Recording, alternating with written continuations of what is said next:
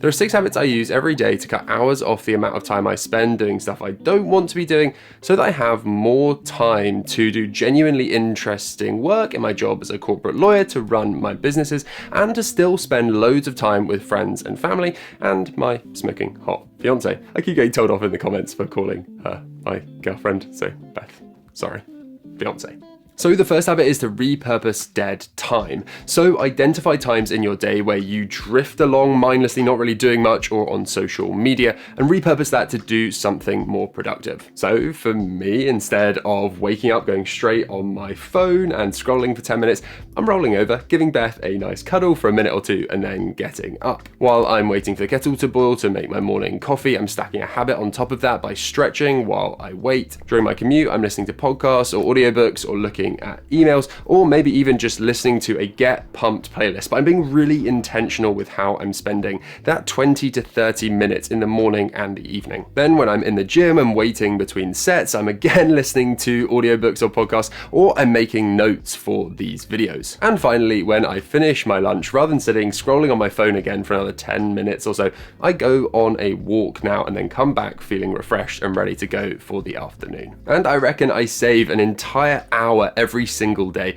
by using that dead time. Second, we have capture, and this is an idea from David Allen's book, Getting Things Done. So essentially, when you're in a state of flow, doing a task really productively, you're in the zone, but then something pops into your head or you get an email telling you, please can you do this today, Liam? Rather than switching task immediately, losing your state of flow, just jot down the thing that's come into your head that you need to do later, store it in a to-do list app or on a piece of paper, and then come back to it later. When I'm at work, I personally use my physical file of facts to write down all of the stuff I think of throughout the day in a list for each day. And outside of that, when I'm working on my businesses or my YouTube channel, or just have an idea for something, I generally use the Apple Notes app and Trello. Given one study found that it takes over 23 minutes to regain focus when we get distracted, if I'm avoiding getting distracted by just jotting the thing that came into my head down 3 times a day, that's another hour saved. Next up, we have create friction to accessing distractions. And obviously, I've spoken about this before, but I have a very specific 5-step process for avoiding me getting sucked into this thing. And those 5 steps are: number 1, disable notifications for social media. Instagram, YouTube, X. I have no notifications ever from any of these platforms. 2, use some kind of focus mode. So the iPhone has a fantastic built-in work mode and do not disturb mode, both of which I use, so I only get essential notifications from my parents and Beth when I'm at work. 3rd, none of the distracting apps are on my homepage. I have to scroll several pages through my phone to get to a folder, which then inside that folder has Instagram, YouTube, etc. So again, I'm building friction into accessing those apps. 4th, we are nearly done with constructing the Fort Knox of my mind to avoid me getting distracted, is to use the app OneSec. This is an awesome app that when I go on Instagram, it automatically shows me a message saying, please take a deep breath, and by the time I've waited 1, 2, 3 seconds it takes, I now get a question pop up that says, do you really want to go on Instagram? And generally when I'm supposed to be working, that is enough for me to put my phone back down. And finally, 5th, I have dedicated times when I am allowed on social media. I, just like you, given you're watching one of my videos, do like watching YouTube. I do actually like going on Instagram and just scrolling through random skiing and puppy videos sometimes. But I know that I have very specific times in breaks between my work when I can use those apps. Next up, we have commit to productive hobbies. And by productive, I don't mean you have to be working. I just mean doing something that is more fulfilling or gives you more enjoyment than just watching TV or going on social media. Because the average American spends a staggering 5 hours a day watching TV or on their phone doing basically nothing. Now, we all need relaxation time, and I watch TV every evening before I go to bed because I find it really helps me fall asleep.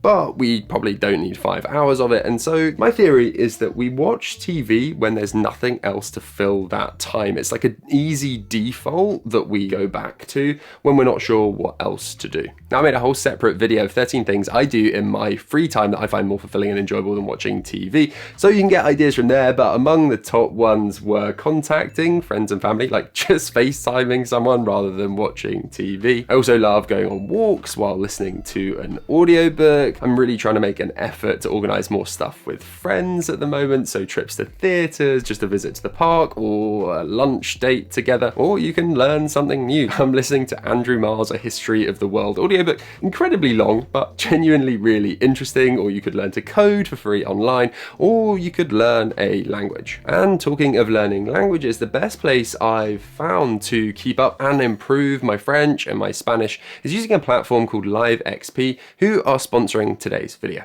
LiveXP allows you to find a tutor with similar interests to you, whether you don't speak a word of the language at intermediate or looking to keep up a language you've learned previously. Through LiveXP, you get private one-to-one lessons with native speakers, and there are over 2,000 tutors on the platform speaking more than 30 languages, including professional teachers who know your first language. I love being able to schedule sessions around my busy life, learning and practicing when it suits me. They also have a word trainer tool in the app for learning vocabulary, which you can use between sessions or if you download the app even without a subscription. I've used loads of great language learning tools, but actually speaking to a real person who can answer questions and laugh with you has made me fall back in love with Spanish. I'm also excited to potentially use my subscription to learn another language, as all tutors on the platform are included with the subscription. So yeah, you can book a 30-minute trial lesson for just $1 and can get a 30% discount on subscriptions using my discount code.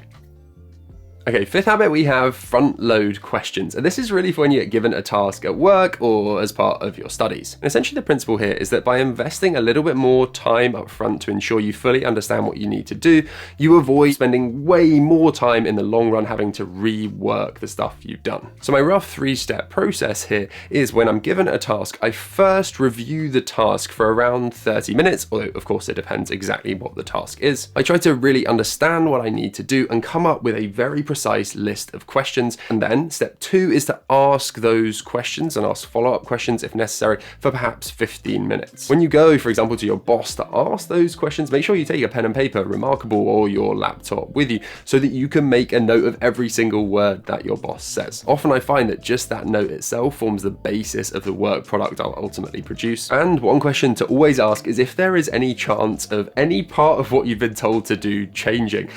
Should I not spend 5 hours working on this bit of the task when someone, like the client, could turn around and say, actually, we kind of don't want to do it like that. Let's do it like this. And all of your work is useless. And then step 3, once you have all of that knowledge, you can go away and do a really good and efficient job of the task. Final habit is to automate your life. So this means for me, every 3 months I look at my finances, but otherwise I barely ever have to transfer money or look at my bank accounts because I automatically transfer money into my savings and investments accounts every month. I pay my rent automatically by direct debit. Effectively, my whole financial life kind of runs itself. I built a ton of stuff into my home life that saves me time too. Smart home devices like Alexa to turn on lights and do stuff for me. My robo hoover that means I never have to hoover my house. The fact that my ironing gets automatically collected without me doing anything, and the fact that I now have meals delivered to my door every 2 weeks. Now, clearly that stuff does come at a cost,